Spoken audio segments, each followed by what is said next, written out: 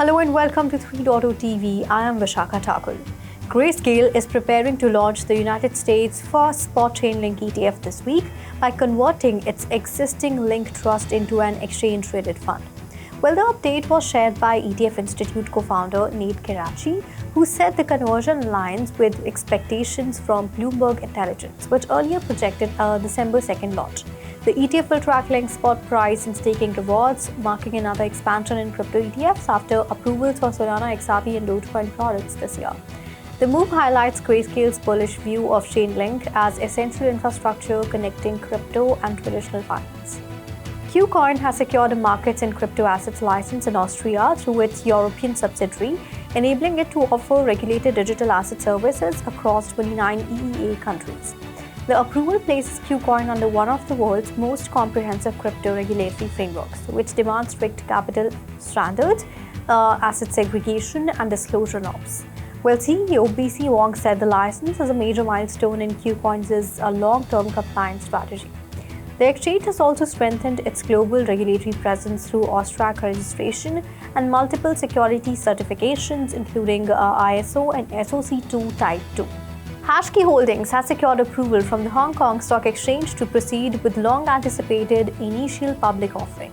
The operator of Hong Kong's largest licensed digital asset platform confirmed it cleared the listing hearing in a December 1 filing. Now, while the final size and timeline of IPO remain undisclosed, earlier reports suggested a target of up to $500 million. And HashKey plans to use the funds to enhance its technology, expand product offerings, improve risk management, and strengthen its presence in new markets under Hong Kong's regulated crypto framework.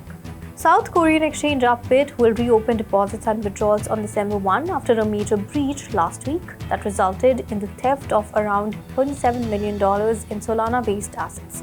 So as part of its recovery measures, Upbit has deleted all existing deposit addresses and instructed users to generate new ones before transferring funds. Well, authorities suspect the North Korean Lazarus group may be behind the attack, which involved multi-stage malware and the compromise of an administrator account. Now, Upbit continues tracing stolen tokens while reinforcing security and shifting assets to cold storage. Kazakhstan Central Bank is preparing to invest up to $300 million in crypto-related assets, but officials say they will move slowly due to the recent market crash. Governor Timur Suleymanov said the bank may commit only $50 to $100 million first, strengthening caution after the global market shed $500 billion in November. And Bitcoin also dropped 17% to a 7-month low.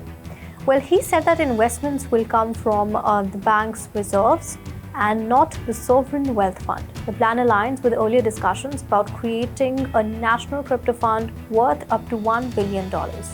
China is strengthening its crackdown on virtual currencies, warning that rising speculative trading poses fresh financial risks.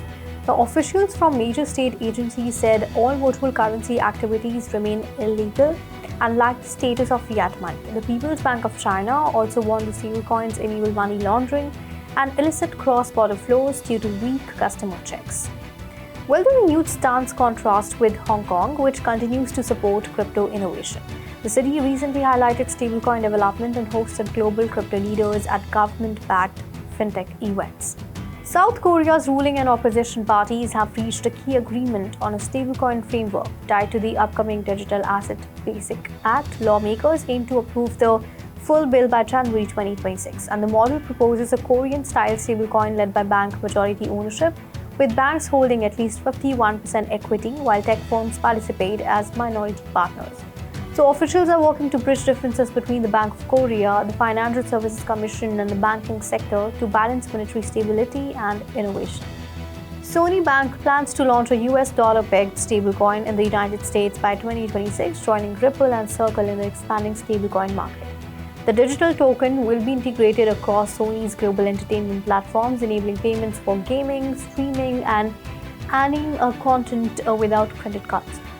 Well, Sony Bank has applied for a US banking license and partnered with Bastion for regulatory compliance. However, US banking groups have raised concerns, warning that the product lacks FDIC insurance and may function like an unregulated deposit account. MegaETH has cancelled its planned $1 billion raise after technical problems disrupted its pre-deposit event. Users faced failures due to a wrong sale UUID, rate limit issues at KYC provider Sonar, and unexpected timing errors triggered by multi-sig updates. So all the funds were never at risk. The team said the process was unfair and will allow withdrawals. The abrupt cap changes from $250 million to $1 billion caused confusion, prompting MegaETH to halt the extension. And the platform now plans to review the failures and outline a new roadmap. Hyperliquid Strategies has shifted $90 million worth of HYPE tokens after completing major network upgrades, strengthening its Layer 1 DeFi liquidity. The tokens were moved from staking to spot wallets, signaling a possible shift in market strategy. While the move could influence trading volumes and institutional interest as Hyperliquid pushes towards its $1 billion equity funding ambition, and analysts say increased liquidity may support ecosystem growth, especially as HYPE becomes central to yield and market creation features like HIP3. That's all in the bulletin today. Keep watching 3.0 for more such updates, and do log on to our website www.3versetv.com or scan the QR code.